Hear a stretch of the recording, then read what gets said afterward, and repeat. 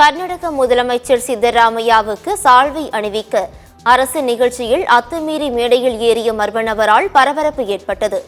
கர்நாடக மாநிலம் பெங்களூருவில் உள்ள சட்டசபை வளாகம் அருகே ஜனநாயக தினம் குறித்த நிகழ்ச்சி நேற்று நடைபெற்றது.